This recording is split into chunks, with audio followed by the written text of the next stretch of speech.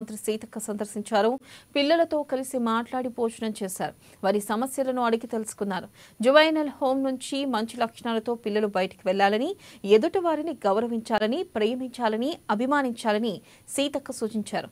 Juvenile హోంలోని పిల్లలకు మంత్రి సీతక్క చేతుల మీదుగా బట్టలు, బెడ్షీట్లను పంపిణీ చేశారు.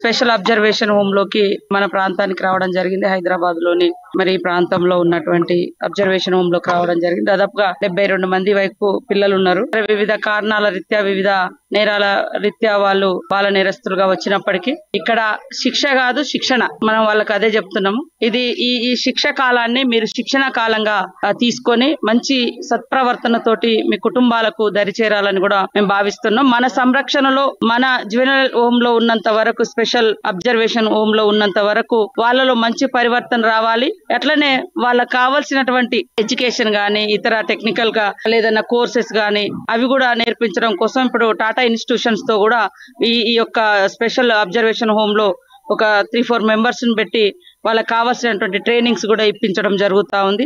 అదే విధంగా అర్బన్ సంబంధించినటువంటి పిల్లలతో కూడా ఇందాక లంచ్ చేయడం జరిగింది.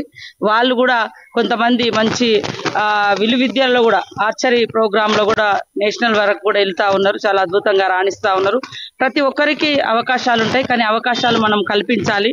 అట్ ద సేమ్ టైం రకరకాలుగా కొంతమంది ఏమో తల్లిదండ్రులు లేక మరి ఒక నిస్సహాయ స్థితిలో ఉంటే అలాంటి వాళ్ళకు ఒక భరోసా కల్పించడం, కొంతమంది ఏమో తెలిసి తెలియని వయసులో తప్పులు చేసి ఇక్కడికి రావడం, వాళ్ళలో కూడా పరివర్తన తీసుకురావడం, దానికి కావాల్సినటువంటి ఏర్పాట్లన్నీ కూడా మన ఉమెన్ అండ్ చైల్డ్ డిపార్ట్మెంట్ నుంచి మరి ఏర్పాటు చేస్తున్నాం. దాని స్పెషల్